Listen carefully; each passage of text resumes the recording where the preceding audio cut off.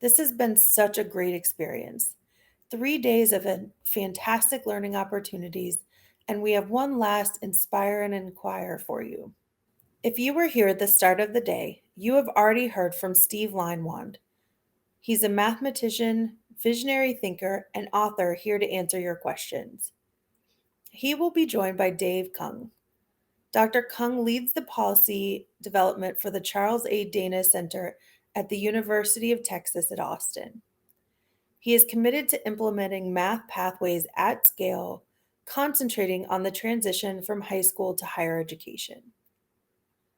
For the Mathematical Association of America, Dave leads the MAA Project Next, which provides newly awarded PhDs with professional development to improve their teaching skills. Please welcome Steve and Dave.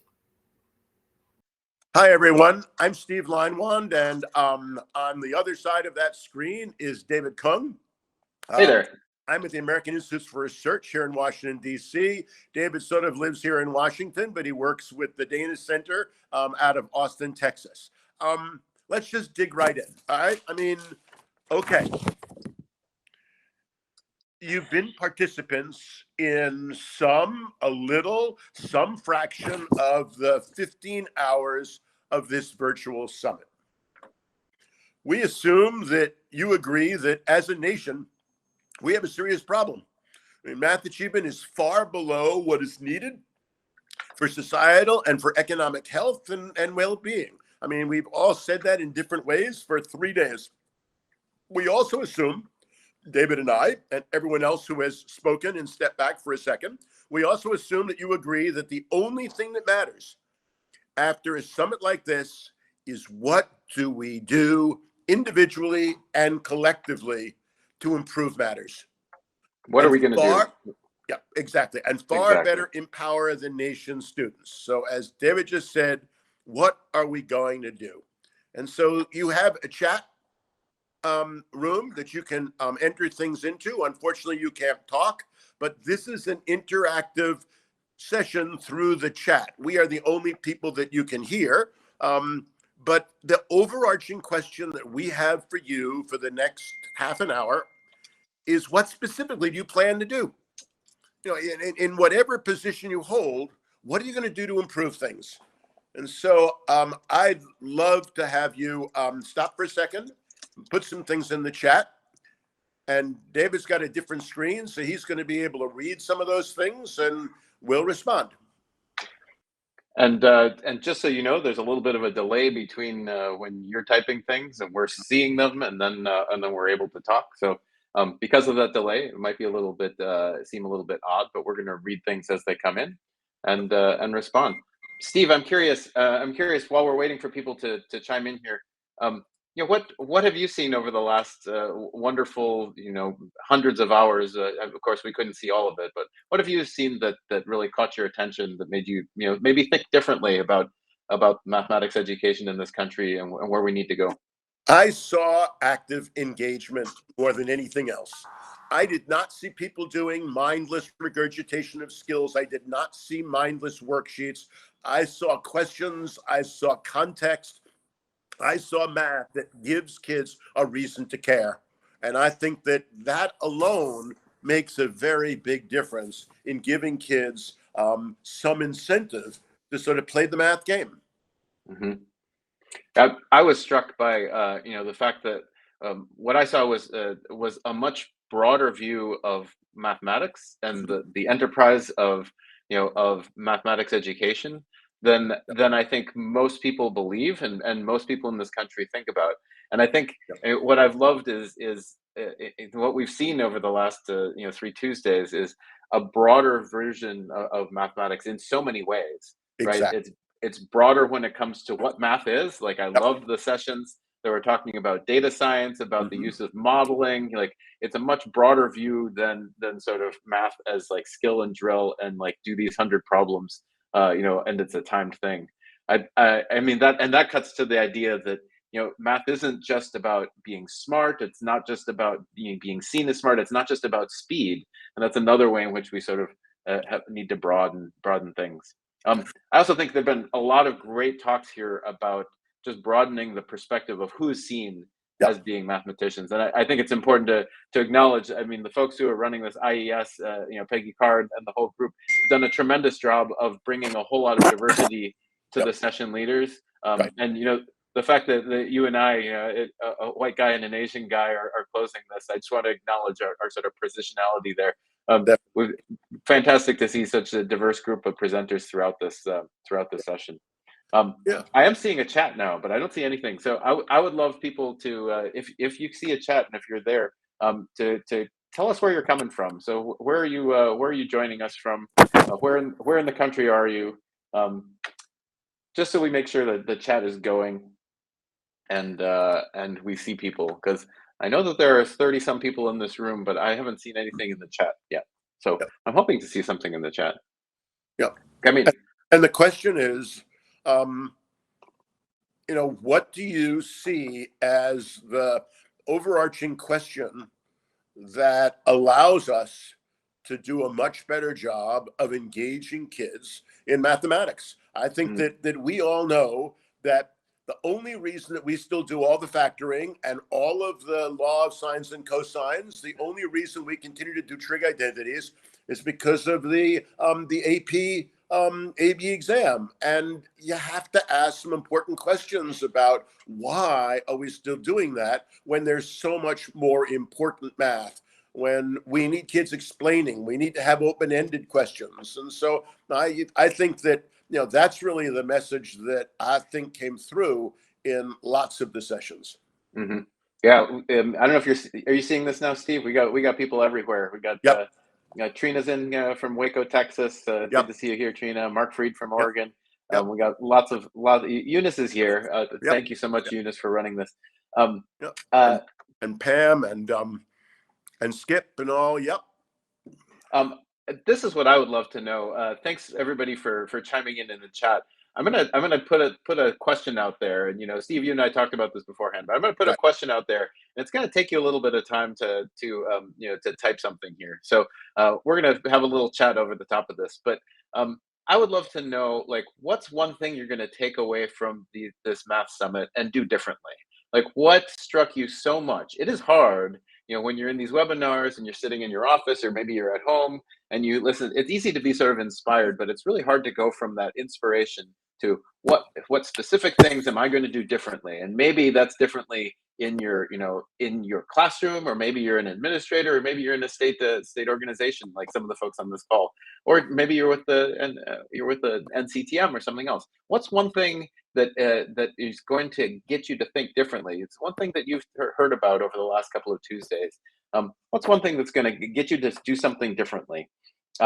So would love to hear that. That might take you a little bit of time. Take people a little bit of time to chime in on chat. So we can wait for it. Steve, what's one thing that caught your attention? That one particular thing from one of the speakers that really struck you that you're going to do differently?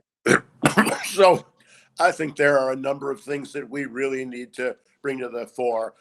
We need to have real effective coaching. We need to recognize that teachers need guidance. We learned that during the pandemic. It was guidance on how to teach in a pandemic setting, but now we're talking about how to teach and engage kids, and that involves coaching. I think that we need to recognize that what's important are the concepts far more than the skills. And we need to look at the tests, and we need to look at what we value, and we need to have far more open-ended kinds of questions and far fewer of the one right answer kinds of questions. And I think it's pretty clear from everything that we've got to do more statistics. It's just the way the world is today, and those are, to me, the big things that I think are important. Mm-hmm. I love that. I think that a number of people over the last 3 Tuesdays have hit on things very much related to this. I loved sort of broadening what we mean by teaching of mathematics. I think Trina in her session did a great job of sort of shifting from, like, the math learning is by itself, and then we communicate it, to thinking of communication as part of mathematics, right? Communication is part of learning mathematics. That's sort of a mindset shift that she was pushing, that I found really compelling. I think the more that we can talk about and work with our students and talk with each other about communicating about mathematics is learning. The communicating is learning. I think that seems really important. Yep. Yeah, I mean, I'm looking at the chat, David, and there are some things that just really pop out. Cynthia Elm talks about students being actively engaged is the key. We've got to give them a reason to care. I have to figure out how to structure my classes to support this. I have seen a whole bunch of classes recently using vertical whiteboards and Peter Liljedahl's stuff. And it's amazing to see the way the kids just say, oh my God, this is so cool. And this is really neat. I see that Helena says, I'm going to continue integrating math with other content areas. Why are we doing any of this? We're doing it because it has value, it has meaning, it has application. And I think that we have forgotten that to a great degree. Yeah, I love me some vertical non-permanent surfaces. Those absolutely wonderful in the classroom. We have great ideas in here in chat, as well as throughout this 3 weeks. I do think I want to hit on something you said there, Steve. Like the fact that it's more about statistics than it ever was. I just think one of the things that we always have to pay attention to is that our systems, our educational systems, but systems in general, they might not work the way we want them to, but they generally work for the original purposes they had. And in the case of mathematics education, the purpose of our current mathematics education system is to make sure we have a few world-class physicists, engineers, so that we can, beat the Soviets into the moon and into outer space, like armed with only our pencils and paper, right? And that is the system that we have, and we really have some work to do to make that system work for us today and work for all students, and work in the modern world, which statistics is a much bigger player in. So I love the greater emphasis on statistics and on data that we're seeing in a lot of different places. You and I have talked about this, that the global sense is that the calculus, the AP and the AB and the BC are just harder than the statistics, and I just don't find that to be the case. I think that the bulk of the part one of the calculus, particularly AB, can be done with Desmos. It can be done with Alexa. And when you try and do that with the statistics AP test, all of a sudden there's a depth of understanding that is missing in what happens in calculus. And I just think we are still clinging to that to a degree that is over the top. Yeah, I couldn't agree with you more. I do think one of the other threads that I saw through these 3 weeks that people are touching on a little bit. Kelly talks about a shifting mindset, shifting from students' math to developing mathematicians, and shifting educator mindsets. One of the threads related to that I saw clearly is really a focus on what are the students thinking, like moving away from what can the students do to what are the students thinking, right? Yep. And that I think is just incredibly important when I think about the educational enterprise in general. Like what we've actually always cared about is how we can help students make their brains better at the end of our classes than they were when they came in, right? That is in the end, like it's about the structures in their brains, but we never test that. We can't test that because it's hard. There are no state policies requiring that students have better structures in their brains at the end of our courses than when they came in. Instead, we have all of these all of these proxies that we put up. We can't actually figure out what's in their brains, and so we put these proxies up, and we call them quizzes and exams and assessments at the end. And students spend endless hours doing these, in which they're not probably learning very much, but a whole lot of people are making a lot of money on those. And I think we need to especially in this moment when essentially almost all of those proxies are now doable by AI and Wolfram Alpha and Alexa and everybody else.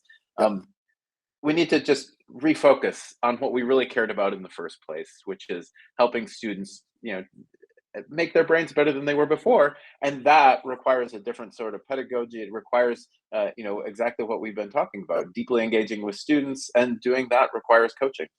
Yeah, and that's where I think that, excuse me, I think that's where Skip's comment is so important about the leadership and the coaching that he spent so much of his career dealing with. Teachers have not given adequate guidance. You know, we have our book, we go along to get along, we know what's on the tests, and yet you need a coach. You need someone that can break out of it. You need to have those discussions about why are we still doing the law of sines or the law of cosines when it serves so little purpose? Why are we still doing the trig identities? It just seems to me that we've got to ask how and why is that of any value today? And it's why I argue that we ought to be able to put Algebra 2 and pre-calculus together into an 11th grade course. And any kid doesn't have to go to 8th grade Algebra 1 to be able to take calculus as a junior, as a senior. I mean, it just, we could have 50% of the kids. We could have 30% of the kids. We'd have 70% of the kids. You know, it depends what kind of a community and what kids are going to do with their lives.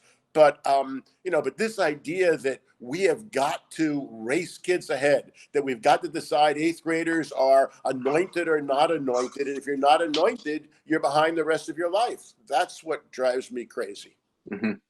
Yeah, I think there are huge gains to be made if we could get high school math into starting in algebra in 9th grade and doing calculus. Yep. At the same time, we also have to change the higher ed education system, as Just Equations has done such great work around, Exactly. to make sure that higher ed isn't prizing calculus. I mean, I think it came up in a couple sessions today that a huge portion of high schools in this country don't offer calculus. Right. Including, you know, if you look at schools that serve primarily Black and Brown students, it's a much higher percentage that don't have calculus at all. And yet, when you go to, you know, our Ivy League schools, when you go to the flagship schools in most states, and you go talk to the mathematicians in those departments, the assumption is anybody who's possibly going to be a math major in those departments, or you know, a STEM major really, has already had calculus in high school. Mm-hmm. And so that this disjunction has huge equity implications as well. And so a system where we could, you know, no matter what opportunities kids have had before, if they can do algebra in 9th grade, they should be able to get the calculus in high school. And we have some places that are working with that. Georgia and Yep. Utah both have ways to do that. Yep. But now we need to simultaneously say it isn't all about calculus, and we need to make sure that there are options for students, especially in that senior year, that are aligned with their interests. And you know, Steve, one of the real tragedies in this country right now is that so many students are not taking any math in their senior year of high school. Right.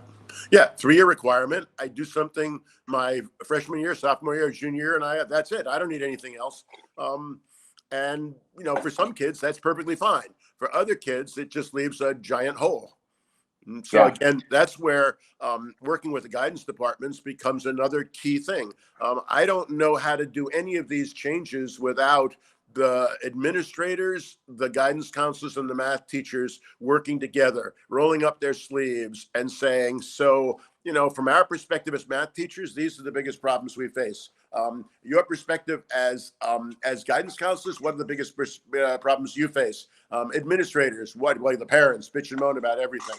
So that is a good place, I think, to start the process of trying to make it just work a whole lot better. Yeah. We have a lot of brain power in this room, Steve. I want. We have a lot of folks with a ton of experience. You know, we've talked a lot about sort of classroom experiences. I want to see if we can go up to a higher level. You know, you were talking about advisors and counselors and folks like that. What are sort of? I would love people to put in chat what they think. What are some of the things that they've heard about at this conference or talked about elsewhere? Parts of that part of the system, the behind the scenes, not the classroom teaching of mathematics, but the sort of systemic issues behind the scenes in terms of advising, in terms of counseling, in terms of maybe your areas, teacher preparation. I know Trina's been thinking a lot about teacher preparation. What are the parts of the behind the scenes mathematics education infrastructure that we really need to work on in order to make this system work for everybody and prepare students for what they're going to face? You know, both in terms of workforce, but it can't just be about workforce. It's also about, you know, being responsible citizens. It's about as Robert Barry was saying, you know, mathematics to help you understand and then question the world around you, right? So Yeah. what are the structural things we need to work on in order to make that happen? Well, Megan just, jumped right in there with, and from college admissions officers who often say you must take pre-calculus or calculus. This creates a huge problem. I think that's where we've got to work with our guidance counselors. We've got to ask, which courses have value for which kids, and recognize that there are a range of pathways to be able to serve kids in much more coherent ways than they currently do, or that we currently do. Yeah. I think Megan Clementi is coming at this from Pennsylvania. Like it's increasingly we're seeing some individual schools and some systems get some traction on this admissions part. I would love to hear other ideas, but I can talk about the admissions part a bit. We saw Harvard. Brendan Kelly was in here earlier. We saw Harvard make an explicit statement about the role of calculus. Calculus is great for STEM students, for economics folks, but if you want to if you're interested in other things, if you're interested in social sciences, maybe statistics is for you. And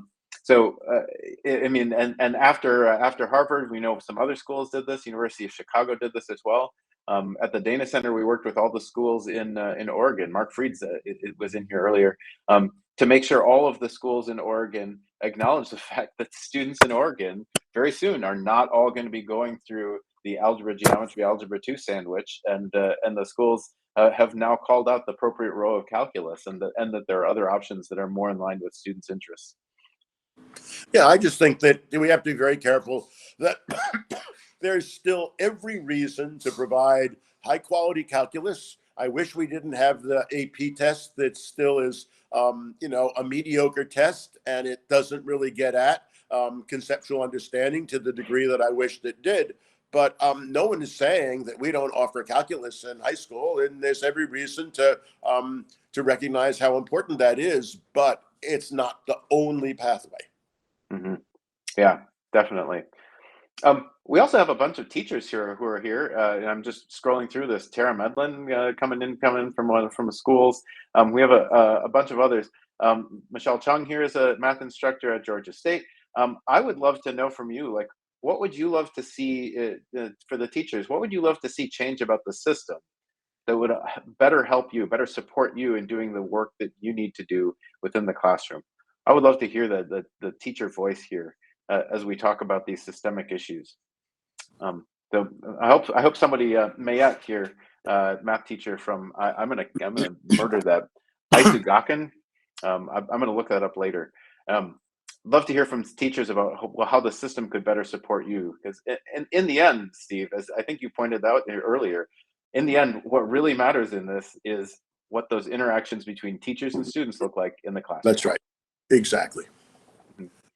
So how can we create a system that better supports teachers in those spaces? Let's see. We got some more things coming in here from chat. Tim Flatley, communication and collaboration about the importance of mathematics, and continuing to emphasize that we are all math people. Like this, again and again in these conversations, I just hear how corrosive this idea that there are math people and not math people.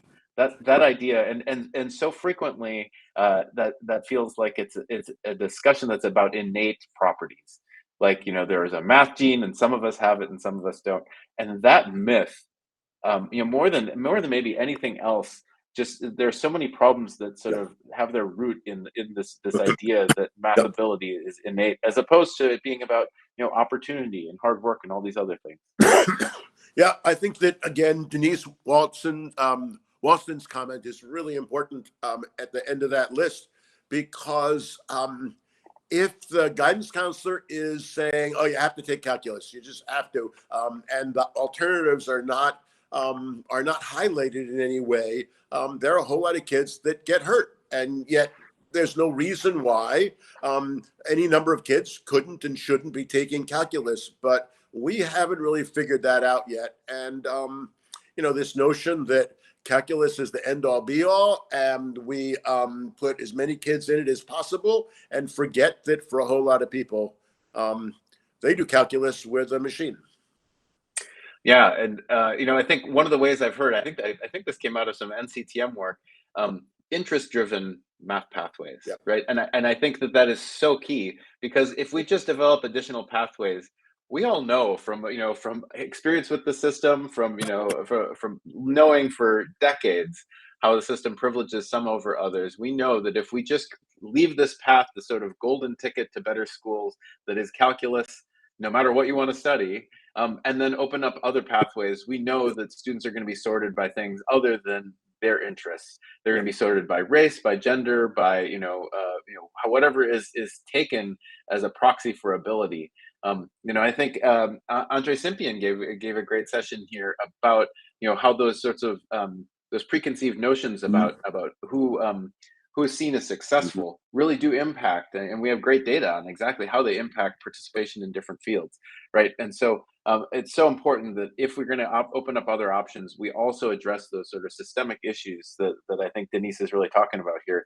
That we need to make sure that students are given options and that they're making choices based on their interests. So in my work with high school math teachers, I usually start with, all right, so let's start with Algebra 1. What's working? What's not working? Why is it not working? What might you do differently? Suppose we didn't teach that. What would it mean? Could you move it to Algebra 2? Do you have to have it anywhere in the curriculum? And then we move it up. What about geometry? Is geometry really a full year course? Isn't geometry something we can do an amazing job with about 2/3 of the year? Those kinds of questions about why are we teaching it? Where does it fit in? And having those open discussions where we steer away from just, oh, it's on the test. It's on the test. I have to teach it. And there's a lot of work to be done, at the state level. So many times I talk to teachers, and and they say rightly, I have to cover it. It's one of the state standards, right?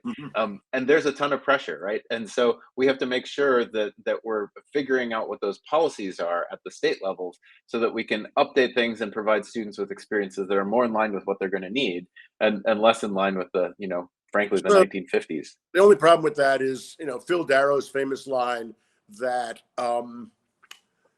that we cover at pace, and we try and squeeze everything in. And we would be so much better off if we didn't cover at pace. We looked at what was really important, and we take some of the things out of the curriculum that really aren't essential anymore. Why do we not sit there and talk about the square root algorithm that no one sees anymore? Why don't we look at some of the things that we've naturally taken out of the curriculum, and no one is the worse off for it? And I know people who teach algebra 2 have a nice long list of those things, like why we're still doing synthetic division, which, by the way, I love. I'd put that out there. But there's so many more important things that we really do need students to have like a real understanding of, as opposed to the ability to do the calculation that that Wolfram Alpha can do in a second. Exactly. Well, that's that issue of love versus value, and it doesn't have much value in today's world. When we have the technology to be able to do all that stuff. And again, that goes to this idea of broadening. We need to broaden like the very understanding of what we mean by mathematics. Yes. And I think that there's this idea in the ethos, especially in the public, and unfortunately to a large extent to politicians who control a lot of this, that mathematics is what they remember, very computational and very much about the algorithms, right? And so there's a space, I think, here for us to get together, for the mathematics community to come together and say, that's not what mathematics is. Instead, we need to broaden the view. Computation can be important, but we need to broaden to so many more things than just that. And I was thrilled to hear so many talks about the sort of broadening that we need over the last 3 weeks. Yeah, just because we can teach it doesn't mean we should be teaching it. So important. And we know that we do not dig into conceptual understanding. We don't ask the hard questions about what's going on here, and if X doubles, what happens to to the roots and things like that. But those are the kind of thinking questions that transcend just plugging and chugging. Yeah.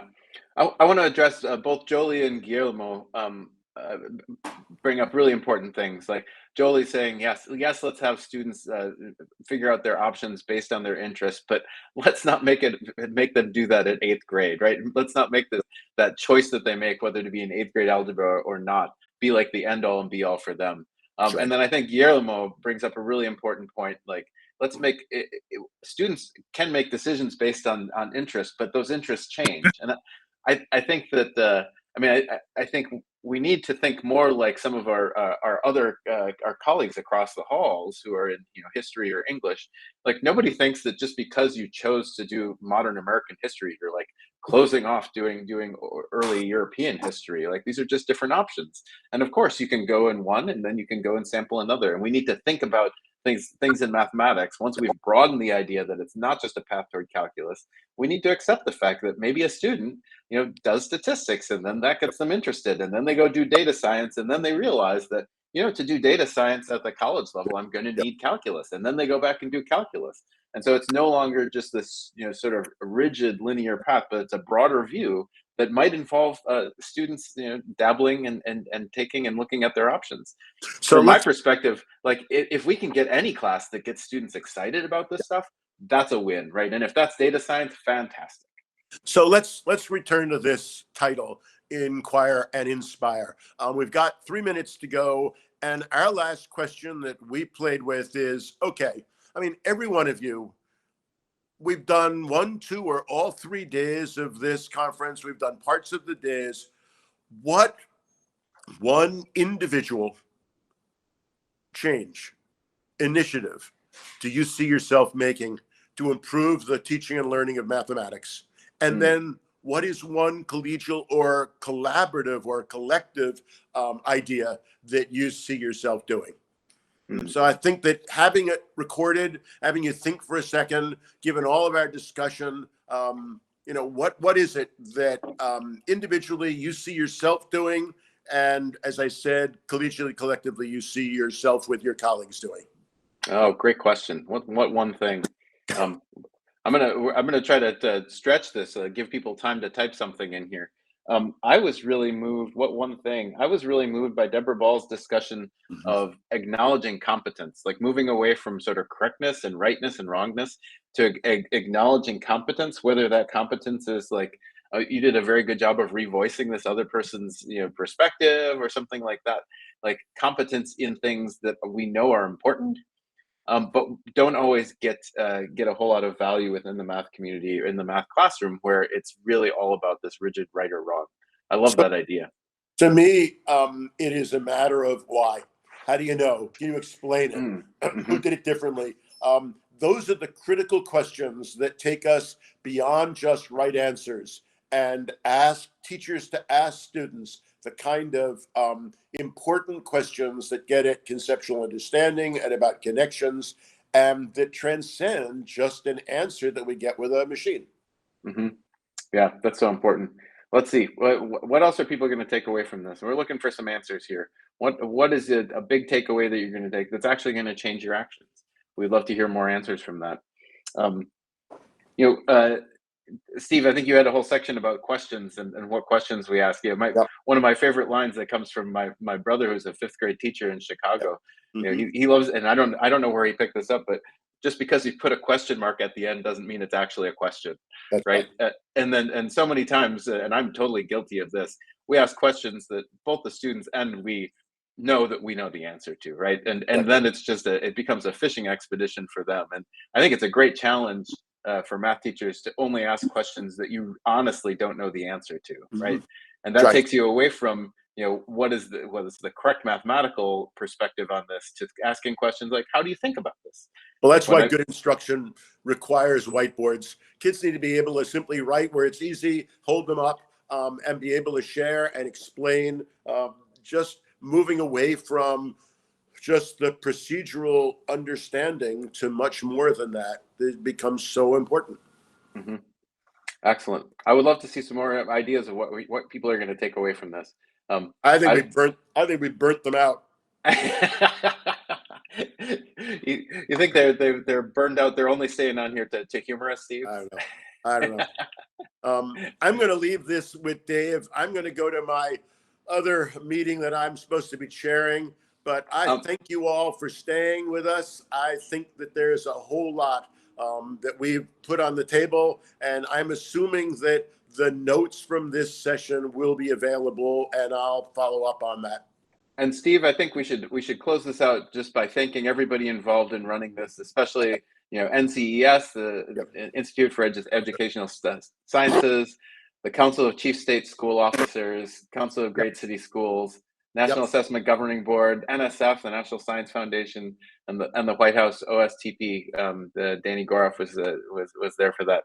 So thanks to everybody who was involved, including behind the scenes, Stephanie Melville, Eunice, everybody at NCES. Thank you so much for doing this. It was a total treat. Fantastic sessions. We respond to all that you're just saying with a thank you. We really appreciate your participation in this. Thanks. Have a great rest of your Tuesday. Bye-bye.